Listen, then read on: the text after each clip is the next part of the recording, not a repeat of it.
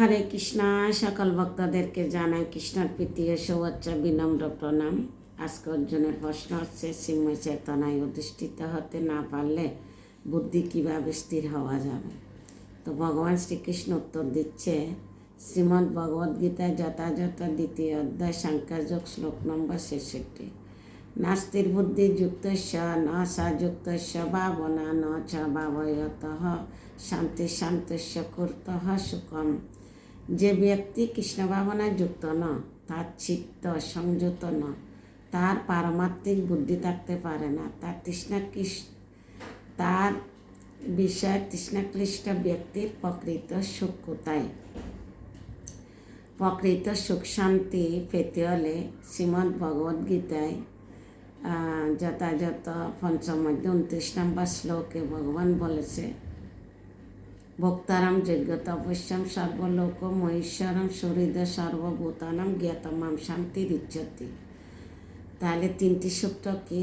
পরমেশ্বর ভগবান সমস্ত যোগ্য তপস্যার ভোক্তা, দ্বিতীয় হচ্ছে পরমেশ্বর ভগবান সমস্ত জীবের ঈশ্বর, তৃতীয় হচ্ছে পরমেশ্বর ভগবান সমস্ত জীবের হিতকাঙ্ক্ষী বন্ধু। এই তিনটি সূত্র জানতে পারলে তাহলে আমাদের শান্তি, সুখ শান্তি লাভ করতে পারবো।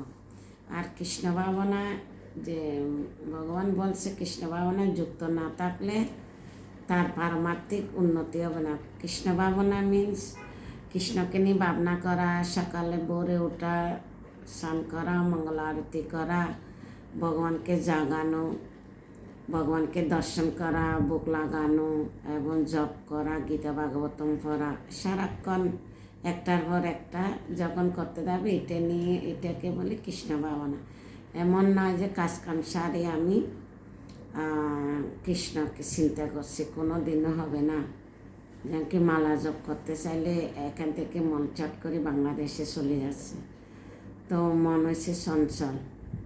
তো হাতে করা গৃহকর্ম, মুখে বলল হরি, রান্না করতে করতে আপনারা কৃষ্ণের নাম নিতে পারেন, তো এটাও ভগবানের সাথে যুক্ত। এটা হচ্ছে কৃষ্ণ ভাবনা। আর যে ব্যক্তি কৃষ্ণ ভাবনার যুক্ত না, তার চিত্ত সংযত নয়, তার পারমাত্মিক বুদ্ধি থাকতে পারে না। পারমাত্মিক বুদ্ধি এই যে ভগবানের সাথে যুক্ত থাকা, ভগবানের নিয়ে চিন্তা করা, গীতা ভাগবতম পড়া, জপ করা, চিন্তা শূন্য বিষয় ক্লিষ্ট ব্যক্তির প্রকৃতি সুখটা কোথায়? তাহলে আমরা যদি প্রকৃত কি উদ্দেশ্যটা কি, আমাদের জীবনের উদ্দেশ্য কি, আমি কোথায় থেকে আসছি, এগুলা যদি আমরা জানতে না পারি তাহলে আমাদের মন তো উদাসে থাকবে।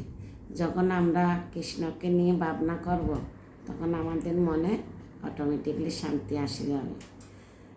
সংসারের চিন্তা সবাই থাকবে, এটা না যে আমি সব চিন্তা ছেড়ে দিলাম, না, সংসারের চিন্তা হালকা বিলকা থাকবে, কিন্তু ভগবানের চিন্তা যদি আমরা করি তাহলে আমাদের সংসারের চিন্তা আসবে না, শুধু ভগবানের চিন্তা আসবে।